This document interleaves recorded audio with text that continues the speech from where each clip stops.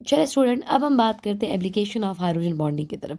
Application of hydrogen bonding से पहले मैं आपको एक पॉइंट बता दूं कि आपने याद रखना है कि जितनी स्ट्रॉन्ग इंटरमॉलिक्यूलर फोर्सेस होंगी उतना ही ज़्यादा बॉइलिंग पॉइंट आ जाएगा। अब इंटरमॉलिक्यूलर फोर्सेस में सबसे ज़्यादा स्ट्रॉन्ग फोर्सेस कौन सी होती हैं? सबसे ज़्यादा जो होती है वो हाइड्रोजन बॉन्डिंग होती है। ठीक है, हाइड्रोजन बॉन्ड के बाद, हाइड्रोजन बॉन्डिंग के बाद आपके पास डायपोल, डायपोल इंटरेक्शन है, और फिर लास्ट में लंदन डिस्पर्जन फोर्सेस सबसे वीक फोर्सेस में आपके पास आ जाती है। ठीक हो गया। अब हम डिस्कस करेंगे सबसे पहले स्ट्रेंथ ऑफ द एसिड। अब स्ट्रेंथ ऑफ द एसिड क्या है? असल में आपके पास जो ग्रुप 7 के एलिमेंट्स होते हैं ना, जब ये हाइड्रोजन के साथ अटैच हो जाते हैं तो इनको हम कहते हैं HX, जिनका हम सिंपल अगर नाम लें तो हम कहते हैं ये क्या है? ये हेलोजन एसिड्स में आपके पास आ जाते हैं। अब हेलोजन एसिड्स में आपके पास एच आई सबसे ज़्यादा, फिर इसका जो रिएक्टिविटी ऑर्डर है, फिर HBr है, फिर HCl है, और फिर HF आपके पास आ जाता है।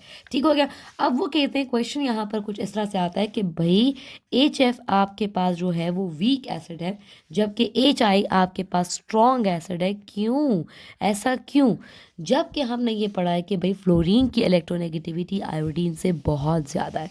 ठीक है, अब आप ये देख रहे हो कि सबसे बड़ा रीज़न ये है कि एक तो फ्लोरीन की इलेक्ट्रोनेगेटिविटी ज़्यादा है, तो जब फ्लोरीन की इलेक्ट्रोनेगेटिविटी ज़्यादा है तो वो हाइड्रोजन को यहाँ से जाने नहीं देगा।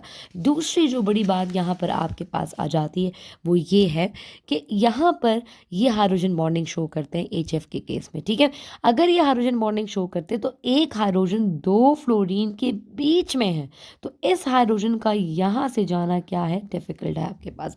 ठीक है, तो एक प्रॉपर्टी ये है कि HF के कहने को तो ये है कि फ्लोरीन की इलेक्ट्रोनेगेटिविटी ज़्यादा है तो ये स्ट्रॉन्ग एसिड होते हैं, लेकिन ऐसा नहीं है। HI स्ट्रॉन्ग एसिड है। स्ट्रॉन्ग एसिड वो होते हैं जो जल्दी अपना प्रोटॉन एक्वस सोल्यूशन में डोनेट कर देते हैं, तो ये तो जल्दी नहीं करेंगे, HI जल्दी कर लेंगे। सेकेंड प्रॉपर्टी जो हमने डिस्कस करनी है वो है सॉलिबिलिटी। देखिए, मैंने आपको ये कहा था कि जिसके अंदर ऑक्सीजन मौजूद है, ठीक है ना, जिसके अंदर ऑक्सीजन मौजूद है वो हाइड्रोजन बॉन्डिंग शो कर सकते हैं, जैसे फिनोल हो गया, अल्कोहल हो गया, या कार्बोक्सिलिक एसिड आपके पास हो गया ये। ठीक है, अब वो कहते हैं कि जो सब्सटेंस जिनमें हाइड्रोजन बॉन्ड पॉसिबल है वो किसी भी प्रोपोर्शन में वाटर में क्या होंगे? मिसिबल होंगे। जैसे इथाइल अल्कोहल में ऑक्सीजन आपको नजर आ रहा होगा, ठीक है ना, ये हाइड्रोजन बॉन्डिंग करेगा आपके पास। कार्बोक्सिलिक एसिड में भी आपके पास मौजूद है। कार्बोक्सिलिक एसिड का फार्मूला क्या? RC double bond OOH। Phenol का फार्मूला क्या है? बेंजीन है, और बेंजीन के साथ कौन सा ग्रुप अटैच है? OH group. और अल्कोहल का फार्मूला क्या है? ROH। तो आप ये देख रहे हो कि इन तीनों मॉलिक्यूल के केस में आपने क्या किया? हाइड्रोजन बॉन्ड डिस्कस किया। नेक्स्ट अब हम चलते हैं किसके बारे में?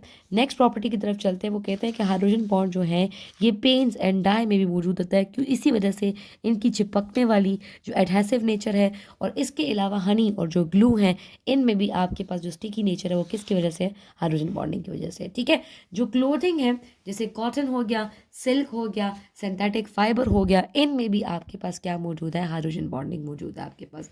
ठीक हो गया, जिसकी वजह से ये रिजिडिटी शो करते हैं और ये आपके पास स्ट्रेंथ भी शो।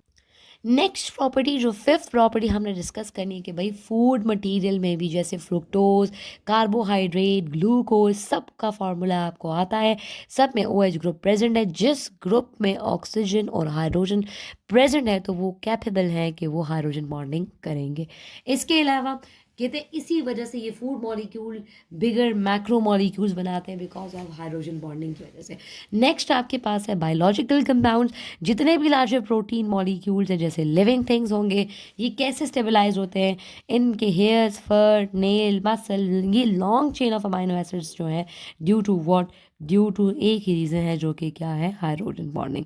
और ये जो डीएनए क्या है? हेरिडेटरी मटीरियल है जो कि क्या करता है? ट्रांसफ़र करता है जेनेटिक इन्फॉर्मेशन को from one generation to another. इसको हम कहते हैं डीऑक्सी राइबो न्यूक्लिक एसिड। इसके अंदर जो आपके पास बेसिस है जैसे थाइमीन और एडनीन है, ग्वानिन और साइटोसिन है, तो इनके बीच में ये डबल और ट्रिपल बॉन्ड जो आपको नज़र आ रहा है वीक, ये क्या है? बेसिकली आपके पास हाइड्रोजन बॉन्डिंग शो करते हैं। तो कहते हैं double helix ladder type structure बनाते हैं। एक लेडर ये है, दूसरा ये, तो एक दूसरे के साथ टर्न हुए हुए हैं। ठीक है, और ये कैसे? स्पाइरल चेन बनाएंगे आपके पास, स्ट्रेट चेन नहीं, स्पाइरल सी चेन बनाएंगे। नेक्स्ट जो आपके पास प्रॉपर्टी है वो है cleansing action of soaps and detergent. देखिए ये जो फार्मूला मैंने लिखा हुआ है सल्फर ग्रुप के साथ 3 ऑक्सीजन सल्फोनेट का जो लिखा हुआ है बेसिकली सल्फेट सोडियम सल्फेट के जो आर ग्रुप के साथ, और ये जो जो आपको नजर आ रहा है वीवी से ये आर ग्रुप है, और आर ग्रुप क्या है अल्काइल ग्रुप।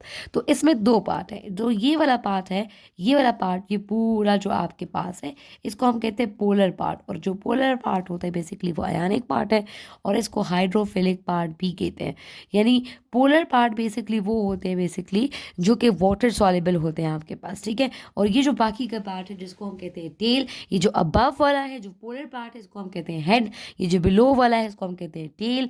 तो कहते हैं कि सोप इसी तरह साफ करता है, क्लीनिंग करता है, डिटर्जेंट इस तरह क्लीनिंग करता है ना आपके पास कि ये जो नॉन पोलर पार्ट है ये जाकर डस्ट और डर्ट के साथ चिपक जाता है, और जो पोलर पार्ट है जैसे कि 3 ऑक्सीजन सोडियम के साथ और सल्फर के साथ अटैच, ये क्या करेगा, ये आउटसाइड रहेगा आपके पास डर्ट और डस्ट के। जैसे अब ये कोई क्लोथ है आपके पास, और इस क्लोथ में आपके पास जो सरफेस है सरफेस के ऊपर एक डर्ट लग गया, ठीक है। तो जो ओ एच वाले जो जो नॉन पोलर पार्ट है वो अंदर चले जाएंगे, और जो पोलर पार्ट है वो बाहर आ जाएंगे आपके पास इस तरह से, और रिएक्शन हो जाएगा आपके पास। और ये जो फार्मूला दिया हुआ है आपके पास, ये किसका फार्मूला है, ये आपके पास फार्मूला है किसका। अब एक और क्वेश्चन बनता है भाई, तो ये मैंने आपको बता दी जो नॉन पोलर पार्ट होगा ना, अगर ये डर्ट और डस्ट है, तो जैसे आप ये कहते हो कि इसकी शेप ऐसी है ना कि ये टेल है, ये नॉन पोलर पार्ट है, और ये जो हेड है ये पोलर पार्ट है। तो जो डर्ट और डस्ट होगा ये उसके इनसाइड चले जाएंगे आपके पास, और जो पोलर पार्ट है जो हेड पार्ट है वो बाहर आएगा, वो वाटर के साथ इसको डिजॉल्व करेगा आपके पास ईजिली, लाइक डिजॉल्व लाइक है, ठीक है। Long chain hydrocarbon hydrophobic in nature है, बेसिकली हाइड्रोफोबिक होते हैं जो कि वाटर से रिपेलेंट होते हैं, वाटर से दूर दूर जाते हैं। वाटर एज अ लिक्विड, ठीक है। अब कहते हैं भाई कि ग्रुप 6 के अंदर जो फैमिली है वो ऑक्सीजन फैमिली, ऑक्सीजन भी है, सल्फर भी है, सिलिकॉन भी है, सिलिकॉन 4 में आता है आपके पास टेलोरियम और ये आ जाते हैं। तो कहते हैं कि वाटर जो है वो आपके पास लिक्विड है, जबकि H2S जो है वो आपके पास गैस है, जबकि सल्फर और ऑक्सीजन दोनों एक ही ग्रुप से। तो रीज़न क्या है, रीज़न आपके पास है क्योंकि ऑक्सीजन हाइड्रोजन बॉन्ड करता है और सल्फर हाइड्रोजन बॉन्ड नहीं करता। ठीक हो गया, एक प्रॉपर्टी ये भी। नेक्स्ट प्रॉपर्टी स्टूडेंट जो हमने डिस्कस करनी है वो हमने स्ट्रक्चर ऑफ आइस डिस्कस करना है। आपने पढ़ा भी होगा भाई कि क्लींजिंग एक्शन का भी मैंने आपको बताया ना, क्लींजिंग एक्शन का तो पहले सफर करें, मैंने बता दिया था ना आपको कि जो सोप्स और डिटर्जेंट होते हैं ये long chain non polar hydrocarbon tail, और पोलर जो होता है वो हेड है। तो वाटर के जो टेल जो पोर्शन है वो किस में चला जाएगा, वो सॉरी सोप का जो टेल पोर्शन है वो चला जाएगा आपके पास डर्ट डस्ट और इसके साथ, और जो पोलर पार्ट है जो कि ऑक्सीजन और आपके सॉरी वो क्या करेगा, वाटर के ऑक्सीजन और इनके साथ जाकर क्या हो जाएगा, अटैच हो जाएगा, ठीक है।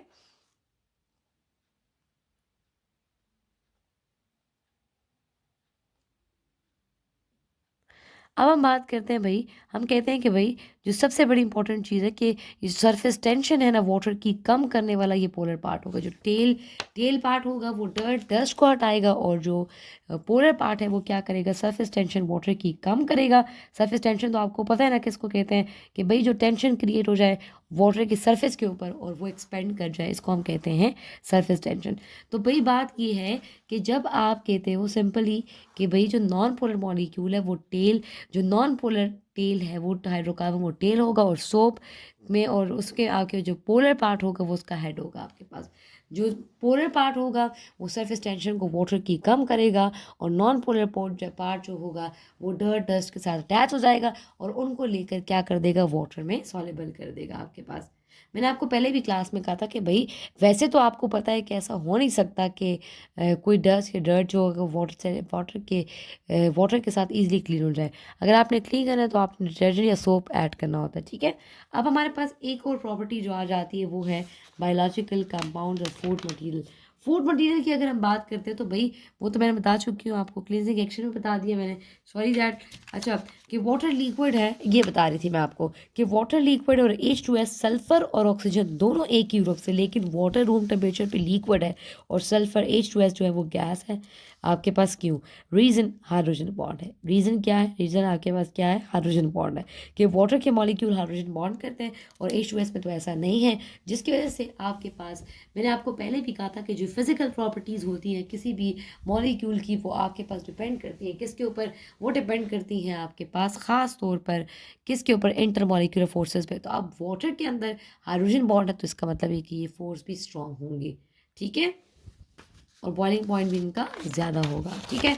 नेक्स्ट जो आपने डिस्कस करना है वो है स्ट्रक्चर ऑफ आइस को डिस्कस करना है। कहते हैं ना आपके पास कि हम सिंपल ये कहते हैं कि लिक्विड वाटर मॉलिक्यूल जो होता है इनमें हाइड्रोजन बॉन्ड एग्जिस्ट करता है, ठीक है, जिसकी मोबाइल एक्शन होने की वजह से, मोबाइल एक्शन का मतलब ये कि ये वाटर मॉलिक्यूल कांस्टेंट मोशन में, तो अगर ये मूव करेंगे तो ये बॉन्ड जो डॉटेड लाइन में बना हुआ है ये बनेगा भी और ब्रेक भी होगा, आपके पास रीफॉर्म्ड होगा और दोबारा से क्या होगा, ब्रेक भी हो सकता है। तो जो लेस रेगुलरिटी होने की वजह से इस मूवमेंट की वजह से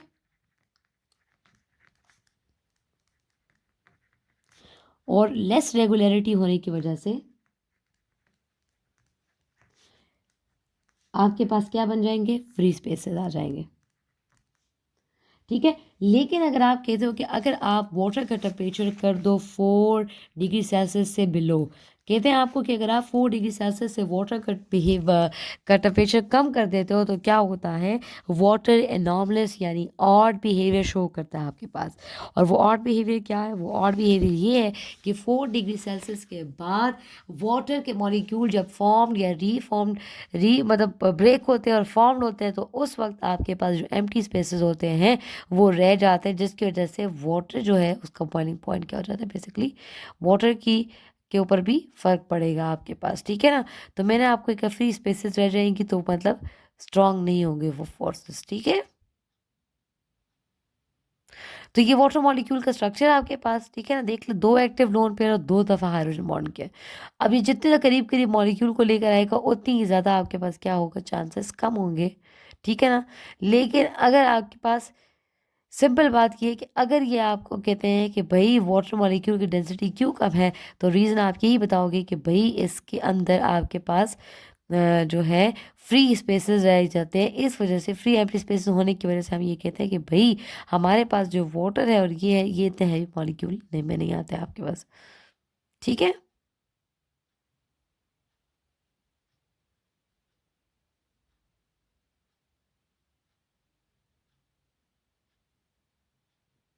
अब हम बात करते हैं किसके बारे में, मैंने अभी बात की है कि भाई वाटर मॉलिक्यूल जो है उनके केस में क्या होगा कि ये बॉन्ड ब्रेक होंगे और रीफॉर्म होंगे, तो रेस्ट रेगुलरिटी और फ्री स्पेसेस होने की वजह से आपके पास डेंसिटी जो होगी वाटर की डिक्रीज कर जाएगी। लेकिन जैसे ही आप टेम्परेचर को लो कर दो, किससे, 4 डिग्री सेल्सियस से बिलो कर देते हो, तो एम्प्टी स्पेसेस आपके पास डेवलप्ड हो जाते हैं बिटवीन द मॉलिक्यूल, और वॉल्यूम जो होता है वो वाटर मॉलिक्यूल का जब वो सॉलिड में चेंज होता है तो वो डिक्रीज हो जाता है, ठीक है। डिक्रीज होने की वजह से, सॉरी, जो वाटर का वॉल्यूम हम नहीं कहेंगे डिक्रीज होगा, जो वाटर की वॉल्यूम है वो इंक्रीज होगा और डेंसिटी डिक्रीज होगी,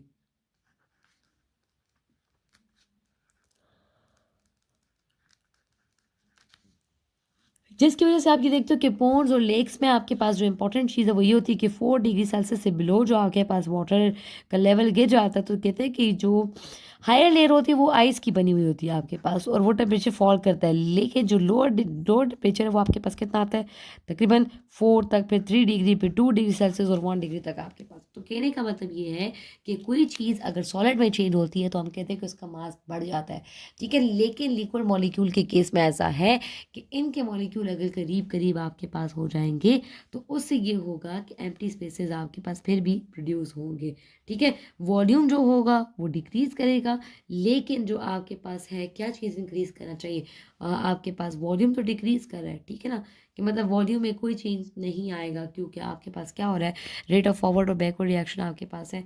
और 4 डिग्री से पहले पहले वाटर की डेंसिटी या मास जो है वो इंक्रीज हो जाता है, तो फिर सोचें, ठीक हो गया। तो यहाँ तक मैंने आपको कहा कि below 4 degree Celsius water anomalous behaviour show करेगा। वो एनॉर्मलस बिहेवियर ये है कि जो वाटर होगा उसकी डेंसिटी आपके पास जो होगी वो कम और वॉल्यूम ज़्यादा होगा, ठीक है। तो ये ऑड बिहेवियर है किसका, वाटर का आपके पास। जो कि बुक में लिखा भी होगा कि वॉल्यूम इंक्रीज होगा 4 डिग्री सेल्सियस से बिलो में, लेकिन जो एम्प्टी स्पेस आ गया लिक्विड मॉलिक्यूल के अंदर, जिसकी वजह से डेंसिटी क्या कर जाएगी, डिक्रीज कर जाएगी। ठीक है, this is all about what, this is all about hydrogen bonding. मैंने आपको ये कहा इन शॉर्ट कि भाई जिस मॉलिक्यूल के अंदर फ्लोरीन, ऑक्सीजन या नाइट्रोजन प्रेजेंट होगा वो क्या करेंगे, वो कैपेबल होंगे हाइड्रोजन बॉन्डिंग के लिए। तो सिंपल अगर मैं ये कहूँ कि अल्कोहल को आप देख ले तो अल्कोहल में ऑक्सीजन मौजूद है, तो आप कह सकते हो कि यानी ये हाइड्रोजन बॉन्डिंग कर सकते हैं दूसरे मॉलिक्यूल के साथ।